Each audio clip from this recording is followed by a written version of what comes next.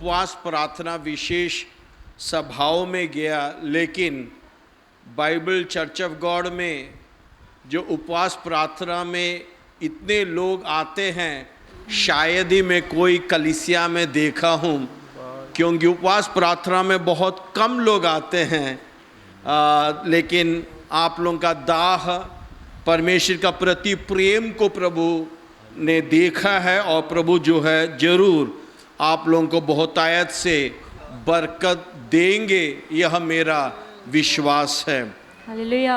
जब मैं उपवास प्रार्थना के बारे में पास्टर आशीष ने मुझसे कहा, तो मैं किस विषय की ओर आप लोगों का ध्यान बढ़ाऊंगा यह सोचा, तो यशायाह नबी के पुस्तक 54 अध्याय विशेष रीति से आया, और उस अध्याय के आधारित जो है इन दिनों में हम कुछ सीखने की कोशिश करेंगे।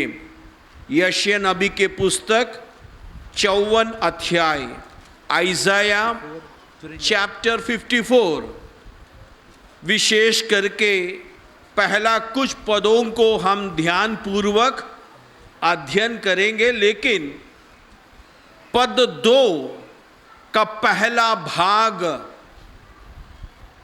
विशेष रीति से प्रभु ने मुझसे बातचीत किया।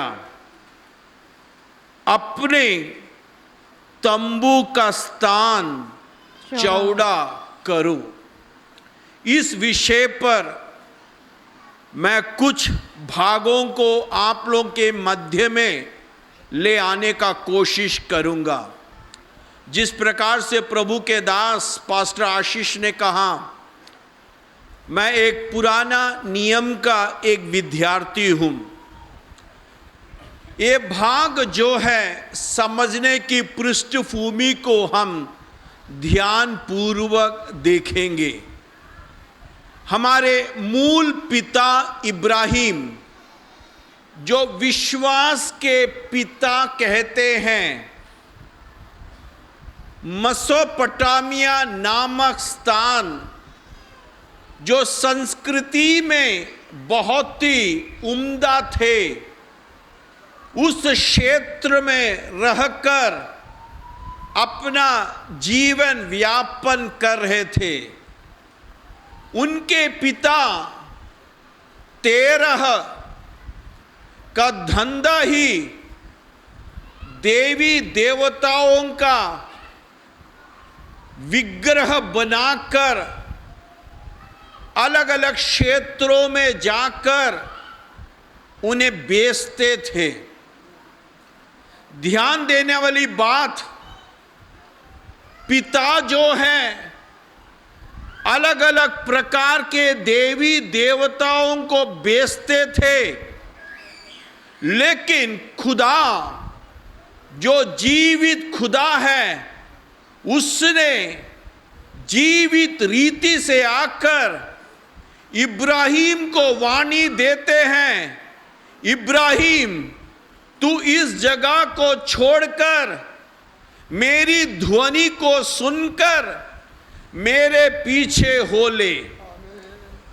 मैं जानता हूं समय समय पर आपने उस खुदा को वास्तविक रीति से देखा या पहचाना नहीं थे, लेकिन प्रभु की महान दया, प्रभु की महान करुणा के कारण अलग अलग समयों में अलग अलग पृष्ठभूमि से जिस प्रकार से खुदा ने इब्राहिम को बुलाया, वही वाणी आपको भी सुनाई देने के कारण आज इस समय 12वां उपवास प्रार्थना के दिन में आज आप पवित्र उपस्थिति में पाए जाते हैं। ये प्रभु का ध्वनि जो है हमारा जीवन का आधार बनना चाहिए। याद रखना, ये ध्वनि जो है ये आवाज जो है, अलग अलग रीति से प्रभु ने जो चमत्कार आपका जीवन में किया है, चमत्कार को हासिल करके दुखी के घड़ी में उस आवाज को भूलकर जाना नहीं, उस आवाज का पीछे हमेशा हमेशा होते रहना जरूरी है। समय अच्छा हो सकता है, समय बुरा भी हो सकता है। मैं बच्चों से पूछता हूं, तकलीफ के समय में आप परमेश्वर को ज्यादा स्मरण करते हो या अच्छा समय में? किस समय में? तकलीफ के समय में। लेकिन मैं आपसे कहने चाहता हूं, जिंदगी के हर एक लम्हों में उस महान परमेश्वर को स्मरण करोगे तो अच्छा समय में प्रभु को आप तो चखते हो, लेकिन बुरा समय में भी जब कोई भी आपके आजू बाजू नहीं रहेगा, उस समय परमेश्वर की उपस्थिति को आप जो है गहराई से महसूस करोगे। यह मैं अपनी अनुभव से कह रहा हूं। हालेलुया। एक प्रभु के दास ने, शायद प्रभु के दास जानता भी होगा, तकलीफ के लम्हों में गुजरते वक्त वो प्रभु के सामने प्रार्थना कर रहे हैं, प्रभु धन्यवाद। लेकिन जब सब कुछ सही चल रहा था, कोई भी क्लेश नहीं था, कोई भी प्रयास नहीं था, उस समय वो प्रभु से प्रार्थना कर रहे हैं, प्रभु क्या आप मुझे भूल गया क्या? कब? जब सब कुछ सही चलते वक्त वो दुआ कर रहा है, प्रभु क्या आप मुझे भूल गया?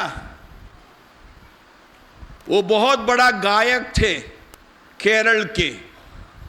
मेरे प्रियो, मैं आपसे यह कहने चाहता हूं, खुदा ने, इब्राहिम ने खुदा की आवाज को सुनकर निकल पड़ा और खुदा ने इब्राहिम के जीवन में अचानक से आशीष नहीं दिया। याद रखना, यदि आप में से यदि कोई सोच रहे हैं प्रभु का नाम लेकर पीछे चलने से ऑटोमेटिक ब्लेसिंग मिल रहा है, लेकिन उस आशीष पर ज्यादा महत्व नहीं देना, लेकिन जीवन में प्रयास आते समय, तकलीफ आते समय याद रखना, तकलीफ के ऊपर जो है हमारा खुदा विराजमान है। वो खुदा जो है आपके जीवन में उत्तम कार्य करेगा, उसका एक प्रति चिन्ह है तकलीफ। जिस प्रकार से प्रभु के दास कह रहा था, 2 महीना पहले रिजर्वेशन किया, हमने सोचा ही नहीं था कि टिकट कंफर्म नहीं होगा, लेकिन जब इस प्रकार का संकट से होकर गुजरा तब मैं समझ में आ गया, प्रभु जो है मुझे इस क्षेत्र में लेकर आ रहा है, उसके प्रति प्रभु का एक महान योजना है। वो योजना के कारण ही आगे जो है कुछ समस्या मैंने अनुभव किया है। मैं अपना जीवन का गवाही देने चाहता हूं, जब भी मैं कष्टों से होकर गुजरा, उसी समय मैं प्रभु का वास्तविक प्रेम को करीब से अनुभव किया हूं। प्रभु के दास दासी या पास्टर आशीष या अन्य प्रभु के दासों से कहो, सेवा करना आसान बात नहीं है। सेवा करना निंदा, कष्ट, प्रतिकूल अवस्था से होकर गुजरना पड़ेगा, क्योंकि हमारा मुक्तिदाता प्रभु यीशु मसीह स्वयं कष्ट से होकर गुजरा, क्योंकि वो जानते हैं कष्ट के बाद ही जो है एक अच्छा परिणाम हम अनुभव कर सकते हैं। हालेलुया। खुदा ने इब्राहिम से कहा निकल पड़ो, निकल पड़ा। हमें जब खुदा कहते हैं निकल पड़, हम क्या करते हैं? निकल पड़ते हैं? नहीं, बहुत कुछ सोचते हैं, बहुत कुछ सोचते हैं। हम हमारा हिसाब किताब करते हैं।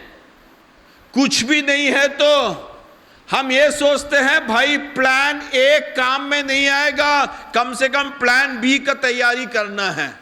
यानी हम कुछ अपने आप से जो है योजना करते हैं, यह सोचकर कि प्रभु का पीछे होने के कारण यदि कुछ विपत्ति आएगा तो भी कुछ दिन का आश्रय चाहिए बोलकर हम अपनी तरफ से कोई योजनाएं रखते हैं। लेकिन यदि ऐसी योजना हम में से कोई भी रखते हैं, मैं आपसे कहने चाहता हूं, यदि इस प्रकार का योजना करेंगे तो प्रभु अपनी योजना पूरा नहीं कर पाएगा। प्रभु का योजना आपको पूरा करना है तो आप अपनी योजना को जो है, अपनी सोच को जो है आप शून्य में तब्दील करके प्रभु से कहें, प्रभु मैं आपकी उपस्थिति में शून्य रीति से आया हूं, मेरी शून्यता को भरपूरी से प्रदान करने वाला परमेश्वर आप है करके अपने आप को समर्पित करोगे तो प्रभु जो है आपकी बर्तन को जो है भरपूरी से जो है उंडेलेगा। यह मेरा विश्वास है और यह हमने अनुभव किया है। मुझे पता नहीं पिछले बार मैंने इस भाग को बताया है कि नहीं। दो व्यक्ति उत्पत्ति के पुस्तक 12वां अध्याय में, एक व्यक्ति ने प्रभु की आवाज को सुना, दूसरा व्यक्ति एक मनुष्य के पीछे चल पड़ा। प्रभु की आवाज को सुनकर निकलना और माहौल को देखकर पीछे चलना, इन दोनों में फर्क है मेरे प्रियो। यदि आप परिस्थिति को देखकर चलते हैं, परिस्थिति आपके ऊपर हावी कर देगा। याद रखना, परिस्थिति को देखकर आप चलते हैं तो परिस्थिति आपके ऊपर हावी कर देगा, लेकिन प्रभु की आवाज को सुनकर निकलते हैं, प्रभु की आवाज आपके ऊपर हावी होगा। ध्यान देना है, आप परिस्थिति का पीछे चल रहे हैं या स्थिति को बदलने वाला उस महान खुदावन की ओर अपनी नजर को रख रहे हैं। हालेलुया। अब्राहम को बहुत आशीष मिला ना? कितना आशीष मिला था? 6 7 है? 12वां अध्याय का 2रा और 3रा पद में कितना आशीष मिला? बहुत सारा। शाब्दिक रीति से कहेगा तो आकाश के तारों के लोग कहेगा 2 और 3 को आप लोग पढ़ना, 12वां अध्याय का 2 और 3 को। मैं तुम्हें क्या करूंगा, क्या करेगा बोला? I will make you into a great nation. एक महान राष्ट्र के रूप में मैं तुझे तैयार करूंगा, तेरी नाम को मैं ऊंचा करूंगा, तुझे मैं आशीष दूंगा। जो तुझे आशीष देते हैं उसको मैं आशीष दूंगा, जो तुझे तुच्छ समझेगा उसे मैं श्रापित दूंगा। तुम्हारे द्वारा पृथ्वी के सारे लोग बरकत को पाएंगे। हालेलुया। जब इतने आशीष मिल जाने के बाद कौन रुकेगा? कोई रुकेगा? नहीं। कोई नहीं रुकेगा। इब्राहिम भी नहीं रुका, इब्राहिम भी नहीं रुका, नहीं रुका, निकल पड़ा। खुदा क्या करता है मानो? पहले जो है कभी सबके साथ नहीं है, कुछ लोगों के साथ आशीष का लिस्ट दे देता है। आशीष का लिस्ट लिस्ट दे देता है, मतलब आशीष वर्गीस नहीं, आशीष का लिस्ट। उसके बाद खुदा क्या करता है मानो, प्रॉब्लम भी दे देता है। ब्लेसिंग्स, अभी दीपावली चल रहा था ना, ऑफर बहुत चल रहा था ना। प्रभु का कलाम में ब्लेसिंग्स के साथ एक ऑफर दे देता है। ऑफर क्या पता है? परीक्षा। ब्लेसिंग्स के साथ परीक्षा। परीक्षा। परीक्षा कितने लोग पसंद करते हैं? हाँ, बच्चे लोग उठाए। टेस्टिंग,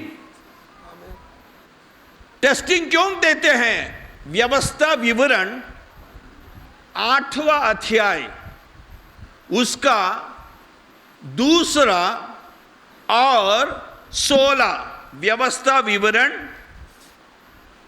8वां अध्याय उसका 2 और 16 पद, वहां यूं लिखा है, स्मरण कर तुम्हारा परमेश्वर तुझे 40 साल मरुभूमि में से होकर ले गया और तुझे क्या किया? नम्र बनाए। नम्र और तेरी परीक्षा करके, परीक्षा करके ये जान ले कि तेरे मन में क्या क्या है। हाँ, क्यों परीक्षा आते हैं? हमारे मन में क्या? हमारे मन में क्या क्या है।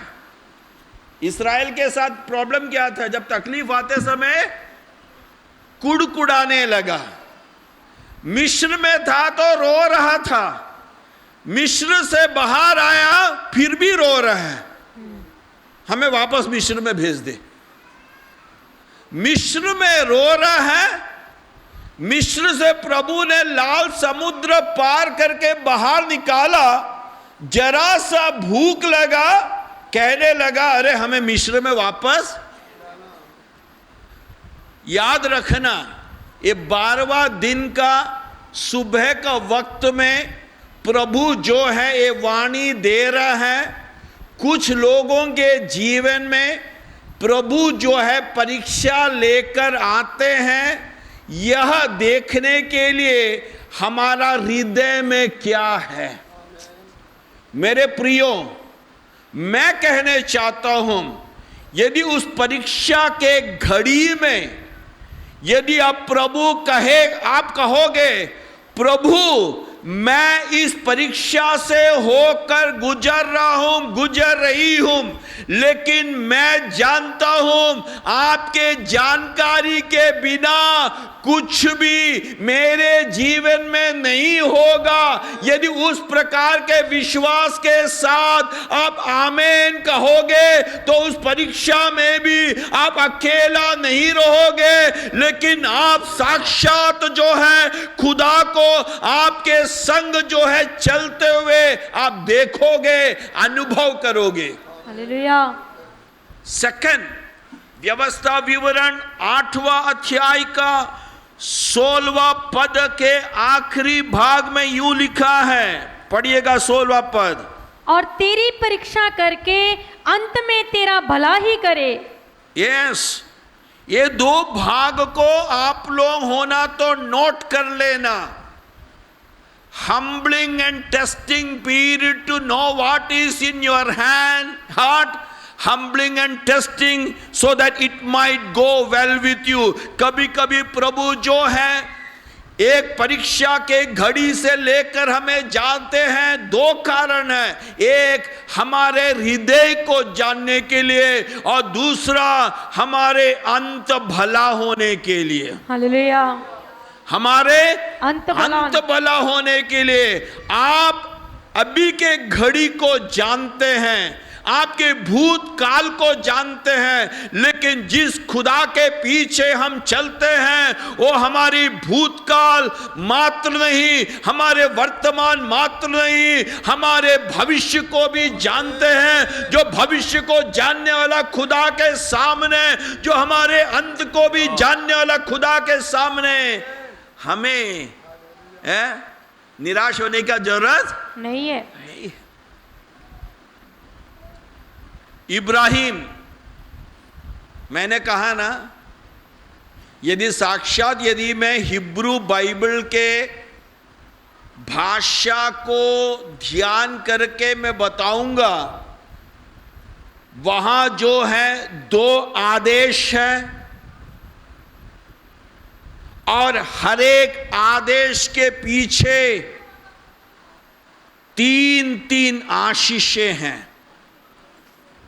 पहला आदेश 12वां अध्याय का पहला पद में दिया गया है, निकलो तुम्हारे देश, तुम्हारे गोत्र, तुम्हारे पितृ घर को छोड़कर उस जमीन की ओर निकल पड़ जो मैं तुझे दिखाऊंगा। इब्राहिम को पता नहीं कौन सा देश है, इब्राहिम को पता नहीं कौन सा देश है। इब्राहिम को अनुभव भी नहीं है कौन सा खुदा ने उसे बात भी किया है। याद रखना, उनके पास अनुभव भी नहीं है इस खुदा के बारे में, लेकिन वह समझ गया ये आवाज जो मैं सुना हूं ये साधारण आवाज नहीं है, ये असाधारण आवाज है। आमीन। इब्राहिम समझ गया, क्योंकि मैं विश्वास करता हूं जिस दिन जिस घड़ी उसने आवाज सुना, हालांकि उनके घर में सभी प्रकार की देवी देवताएं थे, लेकिन मन में खुशी नहीं था, अशांति का लहर था। उस अशांति के लहर में जो है एक शांति का ध्वनि सुना, उस शांति का ध्वनि सुनकर जो है बिना संदेह किए निकल पड़ा। हालेलुया।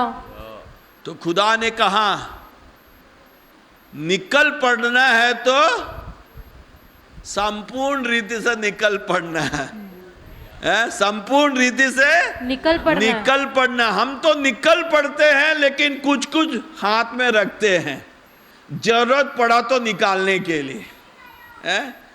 क्रोध, घमंड, ईर्ष्या, एक दूसरे मतलब निकल पड़ना है। यदि पूर्ण आशीष मिलना है, संपूर्ण आशीष मिलना है, तो संपूर्ण पुरानी आदतों को छोड़ना है।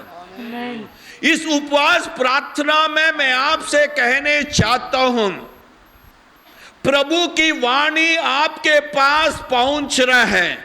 आपको पूर्ण रीति से आशीष मिलना है तो आपके बारे में जो कमियां हैं, जो घटिया है, जो कमजोरियां हैं, शायद आपके पति, शायद आपके पत्नी, शायद आपके बच्चे नहीं जानते हैं, इस प्रकार के कुछ भी चीज है तो इस सुबह के वक्त प्रभु के सामने कहे, प्रभु मैं उसे छोड़ रहा हूं। हालेलुया।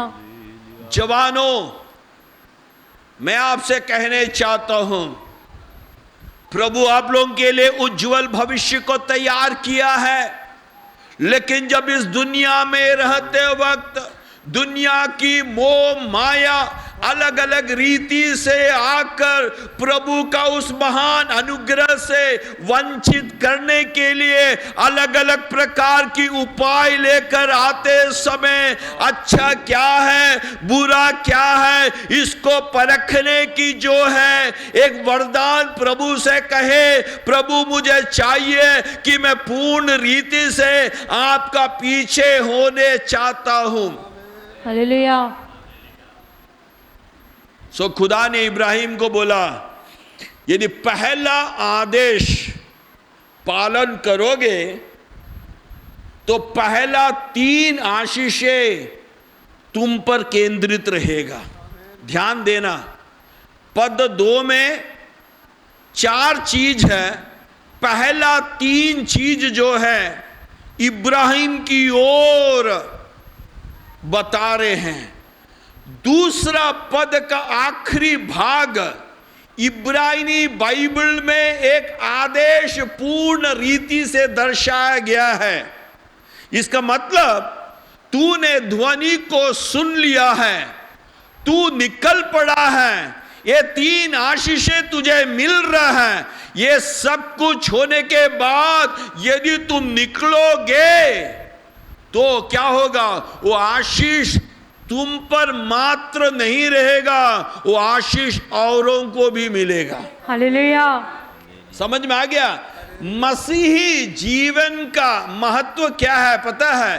प्रभु का पीछे चलोगे तो तुझे मात्र नहीं, जो तुम्हारे जीवन में आएगा वे भी प्रभु का बरकत को प्राप्त करेगा। हालेलुया। याद रखना, आपका यहां आना व्यर्थ नहीं है। आपका यहां आना कोई नष्ट का कारण नहीं है। आपने ध्वनि को सुनकर इस प्रभु के आलय में आए हैं, अपने आप को पूर्ण रीति से प्रभु के हाथ में समर्पित करेगा तो प्रभु आपको बरकत देगा। और जब आप जाओगे लोग कहने पाए ये साधारण भाई बहन नहीं है, इसके ऊपर जो है प्रभु का महिमा दिखाई दे रहा है। हालेलुया। लोग कहने पाए आमीन। Hallelujah, hallelujah, hallelujah, hallelujah, hallelujah, hallelujah. यदि उसी जगह यहां आराधना करने के बाद आप भी ऐसी जो है चलोगे तो लोग बोलेगा अरे तो प्रभु के आलय से आ रहा है, अभी भी उसका मुंह लटका हुआ है। लटका हुआ आते हो, लटका हुआ जाते हो, इससे अच्छा मैं बता नहीं रहा हूं। हन्ना लटका हुआ चेहरे से प्रभु की आलय में आया, खुशी के चेहरे से आलय से बाहर निकला। हालेलुया।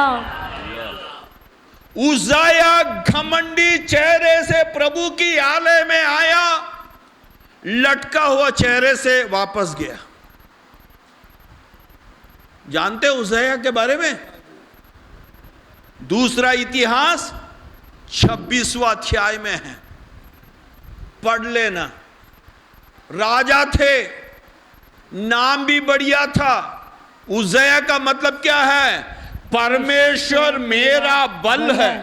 उज्जाया का मतलब क्या है? परमेश्वर मेरा बल है। जब तक उसने सोचा परमेश्वर मेरा बल है तब तक प्रभु ने उसको आशीष दिया। लेकिन बाद में क्या हो गया? उसने प्रभु के बल से बढ़कर अपने बल पर ध्यान दिया। समझ में आ गया? प्रभु के बल से बढ़कर अपने बल पर ध्यान देने के कारण जो करना था उसने नहीं किया, जो नहीं करना था उसने किया।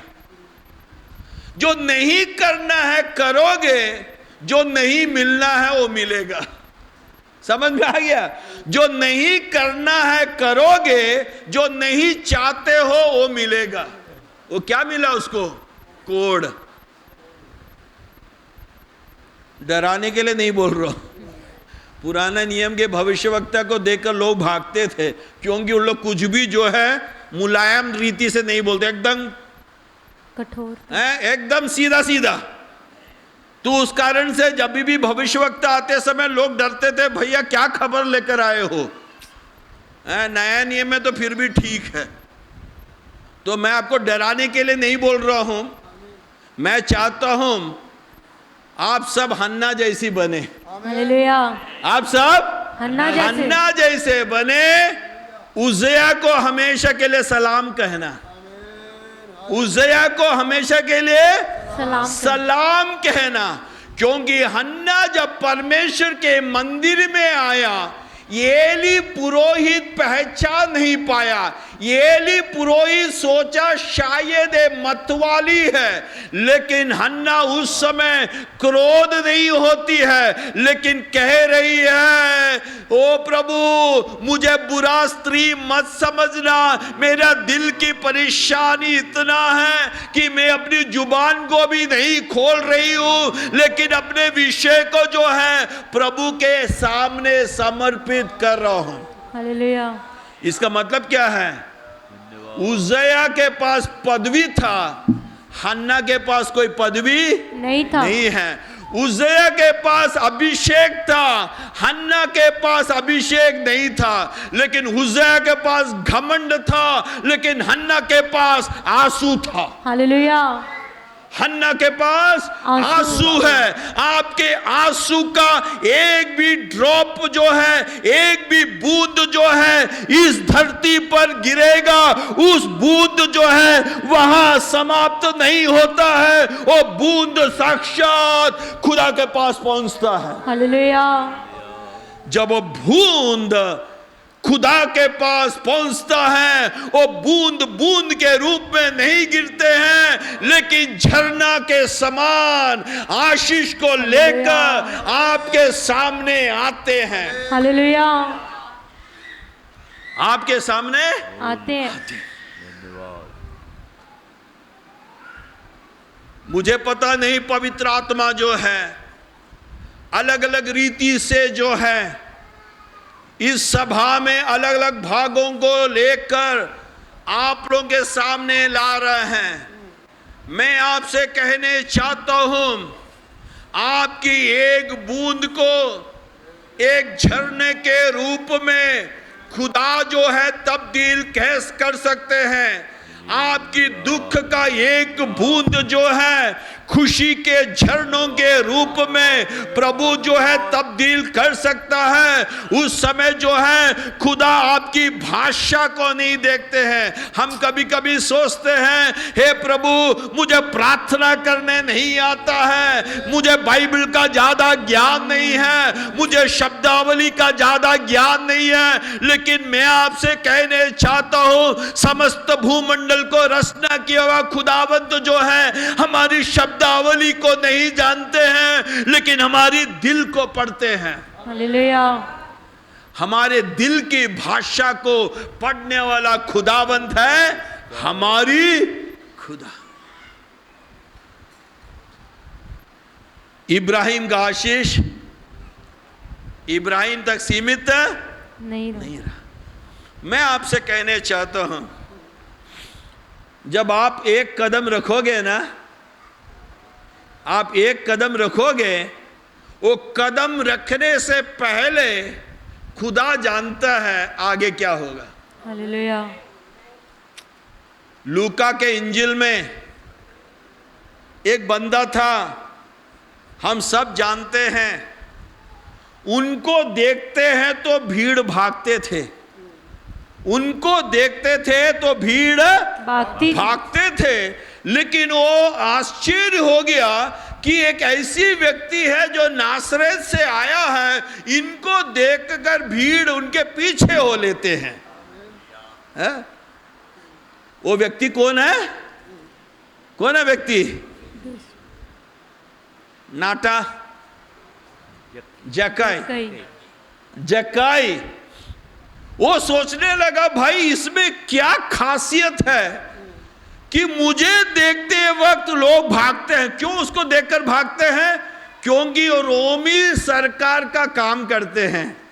यीशु जो है कोई सरकार का नहीं, स्वर्गीय सरकार का काम करता है। हालेलुया। ये रोमी सरकार को खुश करने के लिए बेजबरन चुंगी लेकर लोगों के ऊपर जो है जूहा के ऊपर जूहा डाल रहे हैं। यीशु कहते हैं मत्ती 11 का 28 में, बोझ से दबे हुए लोगों मेरे पास आओ, मैं तुझे विश्राम दूंगा। हालेलुया। सो जक्काई बोझ को डाल रहे हैं, यीशु बोझ को हल्का कर रहे हैं। आमीन। सवाल है, भीड़ किसका पीछे जाएगा? बोझ डालने वाला या बोझ हल्का करने वाला? यीशु मसीह जो है बोझ हल्का करने वाला खुदा है। यह देख कर, लेकिन उसका समस्या क्या मानो, सबका पास जो है एक एक प्रॉब्लम है, सबका पास एक एक प्रॉब्लम है। गोलियत का प्रॉब्लम था, वो बहुत लंबा था। वो सोचता था भाई कोई भी मेरा सामना नहीं कर पाएगा। तो नाटा सा दाऊद को देखा तो बोला भाई तू मेरा पीछे क्या है। लेकिन दाऊद बोलने लगा गोलियत तू तो लंबा है, मैं तो नाटा हूं, लेकिन मैं जिस खुदा का पीछे चलता हूं वो तुमसे भी बड़ा है। हालेलुया। जक्कई का समस्या क्या था, वो लंबा नहीं है, नाटा है, वो यीशु को देख नहीं सकता है। खुदा सबको अलग अलग जो है एक एक प्रॉब्लम देते हैं, लेकिन प्रॉब्लम बिकम सॉल्यूशन ऑल्सो। तो जक्कई जो है कौन सा पेड़ में चढ़ा, गुल्लड़ के पेड़ पे, गुल्लर का पेड़ में चढ़ा, यह सोचकर कि मुझे देखकर भीड़ भागना नहीं, पहला प्रॉब्लम। दूसरा, ये भीड़ जो पीछे चलते हैं, भीड़ यीशु के पीछे चलते हैं, लेकिन मजेदार बात क्या है पता है, यीशु इसका पीछे आ रहा है। सो यीशु जो भी करता है ना एकदम हटकर करता है। सो ये सोचा यीशु भी नहीं देखना है, भीड़ तो भाग रहा है, यीशु भी नहीं देखना है, और उस कारण से वो छुप कर देख रहे हैं, और यीशु वहीं आकर क्या कर रहा है, ब्रेक जर्नी कर रहे हैं। वहीं आकर रुक कर कह रहे हैं नीचे उतर, नीचे उतर। ये देखने के लिए आया। यीशु बोलता है मैं जानता हूं तू देखने के लिए आया, लेकिन मैं यहां आया हूं तेरा घर में आने के लिए, तेरा हृदय में आने के लिए। हालेलुया। मैं आया हूं तेरा घर में आने के लिए, तेरा हृदय में आने के लिए। यह देखकर लोग कहने लगा अरे ये यीशु कौन है, ये चुंगी वाले आने का मित्र भी बन गया। जब यीशु घर में आएगा, हृदय में आएगा, पास्टर साहब ने मुझको 45 मिनट टाइम दिया, 45 मिनट का भी जरूरत नहीं है, सिर्फ वहां बैठे रहो, लोग परिवर्तन हो जाएगा। हालेलुया। 45 मिनट का भाषण का भी जरूरत नहीं है। पता नहीं कौन सा सरमन वहां दिया, मुझे आज भी पता नहीं। किसी को पता है कौन सा भाषण दिया वहां? नहीं, किसी को पता नहीं। लोग कह रहे हैं चुंगी वाले के साथ मिलकर क्या कर रहा है, भोजन कर रहा है, शारीरिक भोजन। शायद ये मेरी सोच है, शायद ये भोजन खाते समय जक्कई का नजर, जक्कई जानता है वो कौन है, नंबर वन चीटर है, और जीसस कौन है, नंबर 1 क्लीनर। समझ में आ गया? जक्कई नंबर 1 चीटर, यीशु नंबर 1 क्लीनर, मीन सबको जो है साफ करने वाला व्यक्ति। ये व्यक्ति जक्कई का नजर जब यीशु पर पड़ा, शायद उसने कभी भी अनुभव नहीं किया, उसने कन्फेशन कर दिया भाई मैं सब कुछ देख रहा हूं, खाली नहीं बढ़ चढ़ कर दे रहा, अब तक तो मैं खींच रहा था, अब मैं देने के लिए तैयार हूं। ये होता है मेरे प्रियो, जब हम एक कदम रखते हैं। जक्कई शायद सोचा भी नहीं होगा कि ये सब कुछ इनका जीवन में घटित होगा। आप में से शायद बहुत लोग ने ऐसी अनुभव को अनुभव किया होगा, लेकिन मैं आपसे कहने चाहता हूं, नए नए अनुभवों को अनुभव करने के लिए इन दिनों में जब 8 से 9 दिन रह चुके हैं, ये 9 दिन में हमारी प्रार्थना रहना चाहिए, प्रभु वो पुरानी अनुभव नहीं, जो मैंने पहले हासिल किया है, ओ प्रभु मैं आपको धन्यवाद देता हूं उस अनुभव के लिए। लेकिन इस अगला 9 दिन में जो है नया नया अनुभव लेकर आपकी उपस्थिति से मैं जाने चाहता हूं करके आप प्रार्थना करोगे तो प्रभु आपको आशीष देगा। हालेलुया। इब्राहिम निकल पड़ा, इब्राहिम को भी आशीष मिला, औरों को भी आशीष मिलेगा। खुदा ने कहा, खुदा ने कहा ना, खुदा जब कहता है होता है या नहीं? होता है। तुरंत हुआ कि नहीं? नहीं, तुरंत नहीं हुआ। तुरंत नहीं हुआ। तुरंत नहीं हुआ। नहीं हुआ। सबसे पहला झटका क्या मिला? अकाल। सबसे पहला झटका अकाल। अकाल। अकाल मतलब खाना भी नहीं, पीना कुछ भी नहीं, कहीं ना कहीं बचना है। और निकल पड़ा कहां जानते हो? मिस्र। मिस्र कहां है पता है? याद रखना, मेसोपोटामिया ऊपर, जिस जमीन की ओर निकल पड़ वो बीच में, मिस्र कहां है? नीचे। यानी समस्या पड़ते वक्त कहां जाते हैं? नीचे जाते हैं। योना का साथ भी हुआ ना, समस्या हुआ तो नीचे गया। नीचे नीचे जा रहा, जहाज में गया वहां भी नहीं, उसका नीचे चले गए। खुदा बोलता वहां तक नहीं, मैं तेरे को और भी जाता हूं, मच्छी का अंदर भी भेज दिया। लेकिन खुशी का बात क्या पता है? ये सब समय पर भी खुदा का नजर योना पर था, और मैं विश्वास करता हूं खुदा का नजर जो है इब्राहिम पर भी था। हम गलत करते हैं ना, कुछ लोग सोचते हैं अरे मैं गलत करने के बाद भी मेरे को उतना प्रॉब्लम नहीं जा रहा, सब कुछ सही चल रहा है। सब कुछ सही जा रहा है। कुछ हो गया हाँ, किसी को पता नहीं, थोड़ा थोड़ा गलती कर रहा है, गलती करने के बाद भी सब कुछ बढ़िया चल रहा है, चलो कंटिन्यू करें भैया। एक समय है, एक समय है, ये पंखा सब चल रहा है ना, स्विच बंद कर दो थोड़ा देर चलेगा, फिर भी स्विच बंद हो जाएगा, फिर भी थोड़ा देर चलेगा। बस याद रखना जो गलती कर रहा है, अरे चल रहा बोल रहा है, याद रखना स्विच ऑफ हो गया, स्विच ऑफ हो गया। कब बंद होगा पता नहीं, बंद होगा तो फिर स्विच ऑन करना पड़ेगा। स्विच ऑन खुदा ही करेगा। डरा नहीं रहा हूं, प्यार से डरा रहा हूं। प्यार से डरा रहा हूं। यानी दया को जो है सस्ते में मत लेना। हालेलुया। दया को सस्ते में मत लेना, क्योंकि प्रभु दयावान है। प्रभु दयावान है, क्रोध से विलंब करता और हाँ दया से भरपूर। क्रोध से विलंब, दया से भरपूर। दया से भरपूर समझकर उसको हम हल्के से मत लेना।